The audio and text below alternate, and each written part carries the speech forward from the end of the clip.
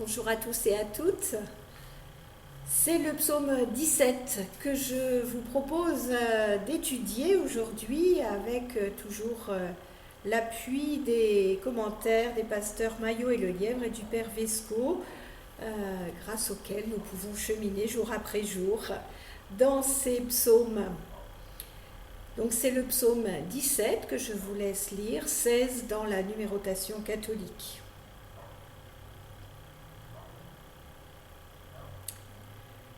Les vocabulaires des psaumes 16 et 17, donc le précédent et celui-là, sont à ce point proches que les commentateurs ont pu proposer qu'ils aient été rédigés par le même auteur. J'en profite pour faire un petit rappel pour les auditeurs qui nous auraient rejoints en route.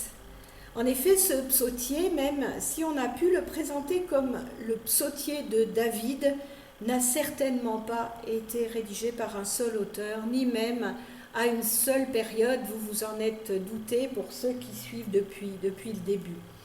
Plus encore, au fil des temps, ces textes ont pu être modifiés par leur utilisation dans la tradition orale, avant d'être compilés par des éditeurs, qui à leur tour ont pu aussi les retoucher, les harmoniser, les ordonner aussi de manière à donner à ce livre une certaine cohésion.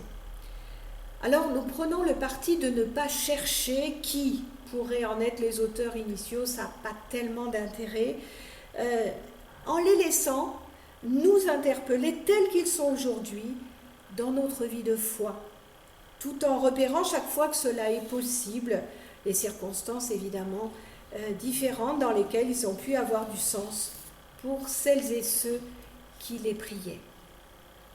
Car finalement, et ce n'est pas la première fois que je vous le signale, c'est cela leur richesse. Peu importe la situation initiale qui a déclenché la prière du psalmiste, ce qui est remarquable, c'est de voir combien au fil des âges, ces textes peuvent avoir encore du sens pour la prière des croyants, dans des circonstances très très diverses.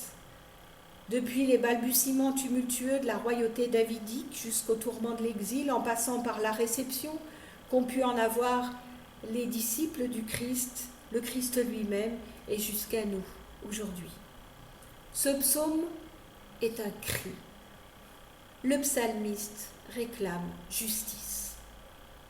On peut lire ce psaume comme étant la prière nocturne d'un homme à la veille d'un jugement.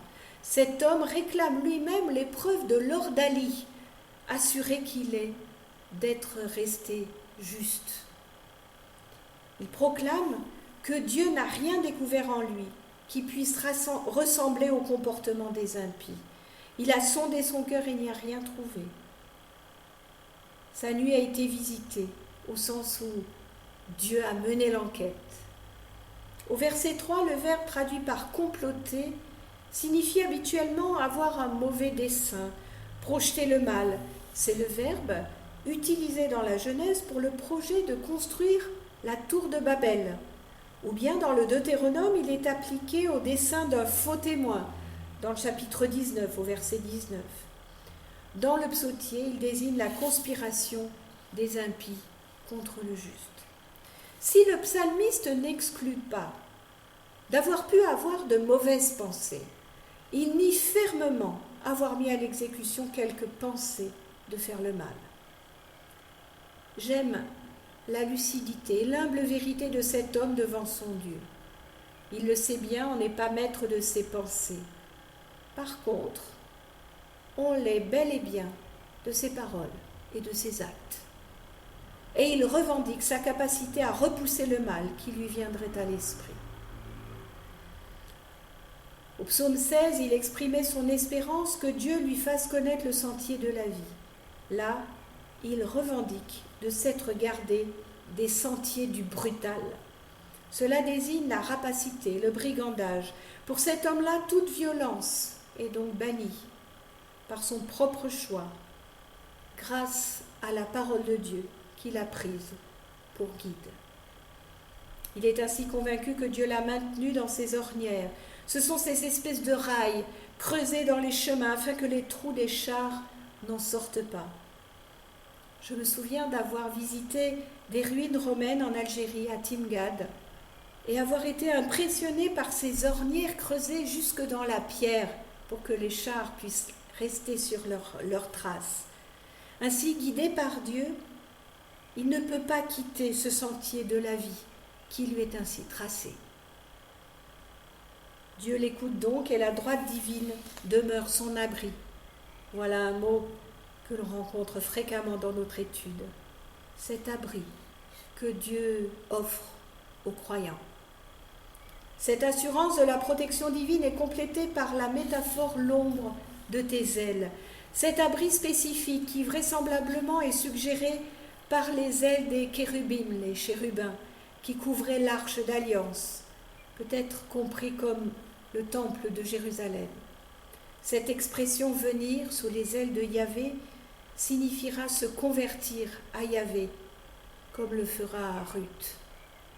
Une autre métaphore très parlante est celle de la pupille, qui est ce qu'il faut précieusement garder. Nous avons conservé cette même métaphore dans l'expression y tenir comme à la prunelle de ses yeux. Le verbe hébreu shamar, qui veut dire garder, a donné shemura, la paupière. La pupille est dite la fille de l'œil. En opposition avec le juste, la description des impies insiste sur leur agressivité brutale. Les ennemis se sont révoltés contre Dieu. Le psalmiste se défend d'avoir un cœur épais de graisse, comme celui des impies. On comprend bien l'image. Si le cœur est le siège des émotions, mais aussi de l'intelligence, des sentiments, on voit ce que donne un cœur épaissi de graisse. Elle paralyse le cœur, l'endurcit et le rend inintelligent. Face à ces ennemis qui se dressent contre le psalmiste, Dieu est appelé à se dresser lui aussi. Le verset 14 est obscur. On y trouve néanmoins une opposition avec le psaume 16, où le lot du psalmiste était Dieu lui-même, alors que celui des impies est dans la vie. Ainsi leur horizon se limite à des biens terrestres.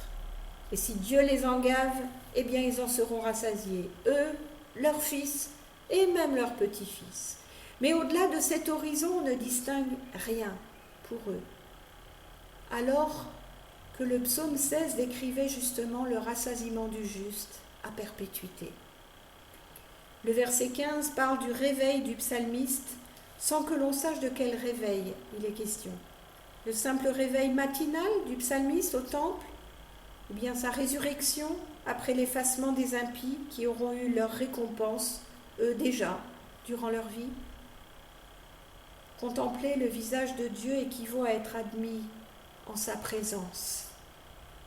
Le psalmiste verra Dieu et cette vision le comblera. Ce psaume 17 exprime donc la détresse du suppliant qui demande l'aide de Yahvé. En même temps, il exprime sa confiance en affirmant sa certitude de la différence entre le destin des impies et celui des justes. Encore une fois, le psaume 17 exprime la profonde espérance qui habite le psalmiste, que son rassasiement est Dieu lui-même. Puissions-nous, comme le psalmiste, être assurés que, quelles que soient nos pensées mauvaises, elles n'aient pas passé nos lèvres ou ne se soient pas inscrites dans des actes. Puissions-nous aussi être remplis de cette parfaite assurance que, quelles que soient les épreuves de nos vies, nous en sortirons indemnes et que demain, le réveil nous trouvera en contemplation de la face de Dieu. Car c'est cela qui fait que nous ne quitterons pas les traces creusées pour nous dans nos chemins de vie. Ces traces qui nous permettent d'avancer sans risquer de quitter la route. Voilà, alors puissions-nous effectivement nous sentir comme ça guidés sur ce chemin de vie que Dieu veut pour nous.